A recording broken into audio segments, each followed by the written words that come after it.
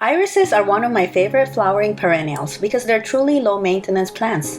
Once your irises are established in your garden, you really don't need to do anything for them to bloom nicely. My irises have been in my garden for over a decade now, and they come back year after year looking more impressive than ever. I like to take credit for my irises, but in reality, I don't do anything with them all year long. The only thing I do every year is I cut back my irises in the fall. And I do divide my iris if it gets overcrowded, but that doesn't happen every year. In this video, I'll show you how I cut back my irises, and I'll also go over when and why you have to cut back your irises. Also, if you're interested in how to divide irises, check out my video on how to divide irises. What's the difference between deadheading irises and cutting back irises?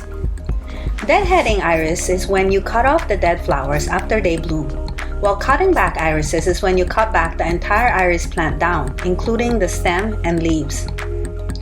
Is it necessary to deadhead irises? Individually deadheading every single iris after they bloom is not necessary if your variety of iris does not rebloom. Deadheading may help with reblooming, although just know it's never a guarantee that rebloomers rebloom. Is it necessary to cut back irises? Cutting back irises is necessary and should be done every year. Why do you have to cut back irises? There are two reasons why you have to cut back irises.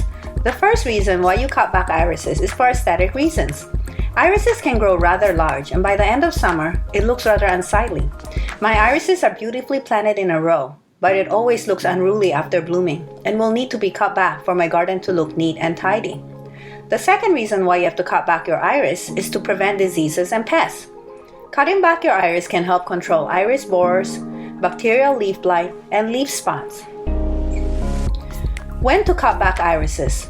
The best time to cut back irises is when the leaves have died and turned completely brown. It may be tempting to cut back irises after it blooms in the summer. Don't. You need to keep the iris leaves intact because the leaves will help provide much needed energy for the bulbs. That's why it's critical that you don't cut back your iris too early. Wait after 3 to 4 frosts before you cut back irises. Depending on where you live, this could be mid to late fall. Instead of constantly checking the temperature in the fall, I usually go by the look. The best way to tell when it's time to cut back irises is when the leaves look dead and brown.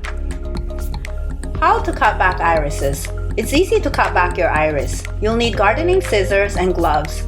Here's how I cut back my Siberian iris. Just trim the entire iris plant down, including all the leaves and stems. Leave about 2 inches of stems above ground. Just note that I'm using this iris as an example to make this video. As you can see, the leaves are not completely brown. Normally I would wait until the leaves are dead and brown before cutting back my iris. But for the sake of this video, I'm cutting back this Siberian iris early as an example. But you should wait until your iris leaves have turned brown before cutting them back.